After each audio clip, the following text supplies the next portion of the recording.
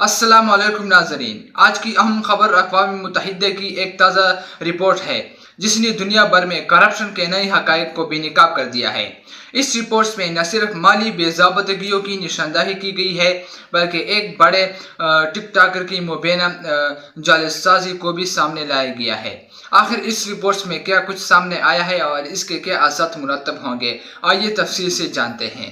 इससे पहले कि मैं वीलॉग शुरू करूं, आज मेरी एक बात की तस्दीक कर दी मेरी खबर की 3.5 साल के बाद मरियम नवाज ने। और मैंने 3.5 साल पहले एक खबर दी थी और उसकी तस्दीक नहीं हो रही थी। बहुत सारे लोगों ने कहा कि शायद ये खबर दुरुस्त नहीं है, लेकिन आज 3.5 साल के बाद तस्दीक हुई। मैंने बताया था कि मरियम नवाज जब नैब की हिरासत में थी तो इन्होंने अपने पास एक टेलीफोन छुपा कर रखा हुआ था जो उन्हें कुछ पुलिस वालियों ने दिया था। रिश्वत दे के इन्होंने तरीका चला के टेलीफोन पहुंचा दिया था और वो जो आईफोन था उसके जरिए से मरियम नवाज बहुत सारी जगहों पे राब्ते में थी। और फिर वो आईफोन जब उनसे लिया गया तो उस वक्त उन्होंने धमकाया था। जब वो पुलिस वाली पकड़ी गई तो उसके मोबाइल फोन से पता चला कि वो मरियम नवाज को गुड़िया बाजी कहकर बुलाती है, क्योंकि मरियम नवाज को घर में गुड़िया बाजी कहकर बुलाते थे। ये खबर मैंने उस वक्त दी थी तो मरियम नवाज ने कंफर्म किया बच्चों से मुलाकात करते हुए कल कि मुझे भी घर में गुड़िया कहते हैं। तो ये एक तरह से कंफर्मेशन है, क्योंकि ये नाम इससे पहले कोई नहीं जानता था, किसी को आइडिया नहीं था। ये मैंने पहली मरतबा 3.5 साल पहले बताया था कि ये एक्चुअली वो जो पुलिस वाली पकड़ी गई थी उसके मोबाइल के अंदर से ये सारी बातें निकली थी। और ये वहां पे नैब के दफ्तर में भी मोबाइल इस्तेमाल, ये जालसाज हैं। ये इन्होंने तो जेलें काटी नहीं, ये तो अपने घर वालों से हर पल राब्ते में रहते थे। जेलों के अंदर भी इनको खसूसी सहूलियात थी, VVIP किस्म के इनको कमरे मिले हुए थे, तमाम घर जैसा माहौल था, घर के मुलाजमीन तक इनको मैसर रहते थे, अपने ज़ाती डॉक्टर्स इनके साथ रहते थे, तो इनकी तो मौजें थी। नाज़रीन, शहबाज शरीफ साहब जो है वो दौरा कर रहे हैं, इसके ऊपर लोग अलग अलग राय दे रहे हैं। जो पाकिस्तान तहरीक इंसाफ के हमायती लोग हैं या जो इंडिपेंडेंट मीडिया भी है, बाज़ औक़ात वो ये कहते हैं कि शहबाज शरीफ साहब के हालात इतने अच्छे नहीं हैं इस दौरे में, उन्हें इग्नोर किया गया है बार बार। यानी जो इज्जत बाकियों को मिल रही थी उतनी इज्जत शहबाज शरीफ साहब को नहीं मिल रही थी। वो जबरदस्ती हर जगह पे अपना सर घुसा के तस्वीरें बना रहे थे, बल्कि सीढ़ियों के ऊपर एक चढ़ने की कुछ लीडर्स की तस्वीर है जिसमें शुमाली कोरिया का जो डिक्टेटर है वो था, प्यूटन था, और चीन का सदर था। तो ये तीनों वो लोग हैं जो वेस्ट और अमेरिका के बहुत मुखालिफ समझे जाते हैं, और उनके बीच में लाइनों को चीरते हुए किसी तरह शहबाज शरीफ साहब आगे पहुंचने की कोशिश कर रहे थे। तो जिस हद तक बेचारे वो पहुंच पाए वो वहां तक पहुंच गए।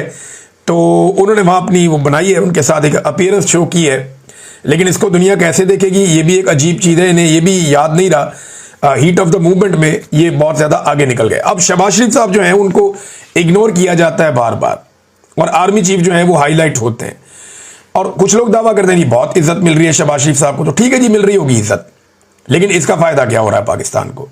क्या कोई सरमायाकारी पाकिस्तान में आ रही है? क्या इन ममालिक में से कोई एक मुल्क पाकिस्तान को पैसे देने के लिए तैयार है? क्या इन ममालिक में से कोई एक मुल्क पाकिस्तान में अरबों डॉलर की सरमायाकारी लाने के लिए तैयार है? ऐसा तो दिखाई नहीं दे रहा। हाँ, एक बात हम बार बार सोच रहे थे कि शहबाज शरीफ ने अब तक सबसे ज्यादा दौरे शायद आज़रबाईजान के किए हैं, सऊदी अरब के अलावा अगर देखें तो। आज़रबाईजान के इन्होंने इतने दौरे किए हैं तो कुछ तो वहां से आएगा। तो इन्होंने कहा था कि 2 अरब डॉलर की सरमायाकारी आएगी, तो आज़रबाईजान से 2 अरब डॉलर की सरमायाकारी तो नहीं आई, उल्टा आज़रबाईजान की एक कंपनी को इन्होंने फायदा पहुंचा दिया है। और इसके अंदर क्या कमीशन का मामला है और क्या गेम डाली जा रही है, अभी इसके ऊपर इन्वेस्टिगेट होना चाहिए। मैं आपको बताता हूं ये करने क्या जा रहे हैं। व्हाइट ऑयल पाइपलाइन ये बिछाने जा रहे हैं, और ये आज़रबाईजान की एक कंपनी है सोकार, उसके साथ ये इन्होंने मुआहदा कर लिया है, और बगैर कैबिनेट से, बगैर असेंबली के अंदर डिस्कस किए, कुछ भी किए, उन्होंने इसके ऊपर दस्तखत भी कर दिए हैं।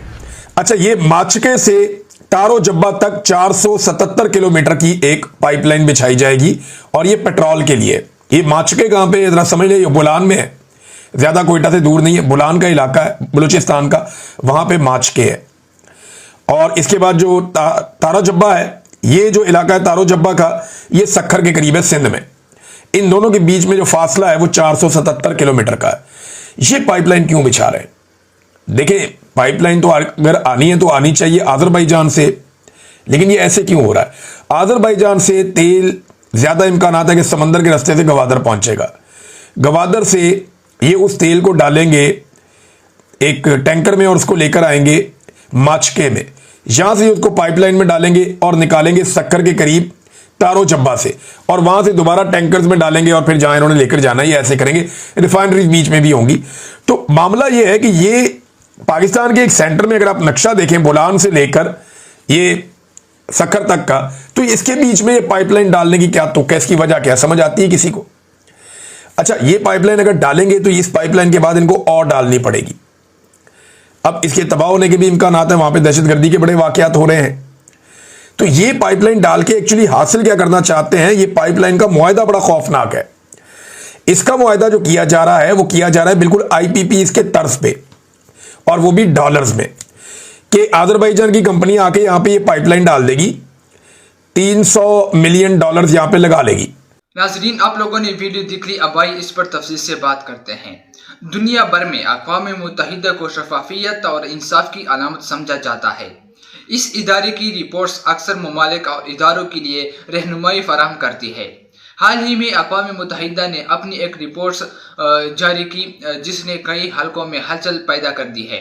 इस रिपोर्ट्स के मुताबिक मुख्तलिफ शोबों में बदउनवानी की कई केसेस सामने आए हैं, जिनमें न सिर्फ माली बेज़ाबतगियाँ बल्कि फैसलों पर असर अंदाज होने की कोशिश भी शामिल है। रिपोर्ट्स के मुताबिक ये करप्शन सिर्फ तरक्की पजीर ममालिक तक महदूद नहीं बल्कि तरक्की याफ्ता रियासतों की इदारों में भी देखने को मिली है। ख़ास तौर पर कुछ ऐसे टिकटॉकर्स और नुमाइंदे भी बेनकाब हुए हैं जिन्होंने अपनी साख को ज़ाती मफाद के लिए इस्तेमाल किया। रिपोर्ट में कहा गया है कि ये जालसाजी दुनिया भर में शफाफ निज़ाम के क़याम के लिए एक बड़ा चैलेंज है। माहिरीन का कहना है कि ये रिपोर्ट इस बात का सबूत है कि दुनिया के किसी भी खित्ते में करप्शन एक आलमी मसला है जिसे सिर्फ बयानात या वादों से ख़त्म नहीं किया जा सकता। इसके लिए सख्त कवानीन, मुयस्सर निगरानी और अवामी दबाव की ज़रूरत है।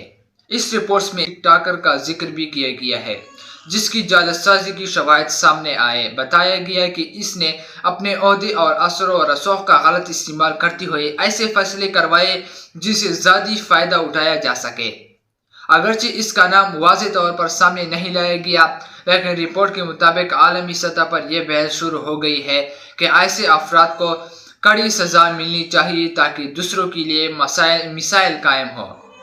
पाकिस्तान समेत कई ममालिक में इस रिपोर्ट पर शदीद रद्द-ए-अमल सामने आया है।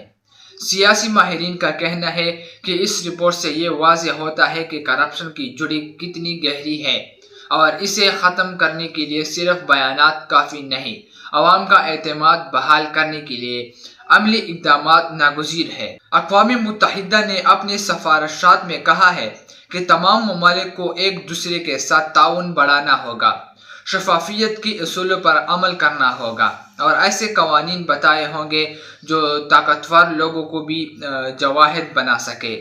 नाज़रीन, इस रिपोर्ट ने एक बार फिर यह हकीकत इश्कार की है कि करप्शन एक ऐसा मर्ज है जो किसी एक मुल्क या खित्ते तक महदूद नहीं बल्कि पूरी दुनिया को मुतासर कर रहा है।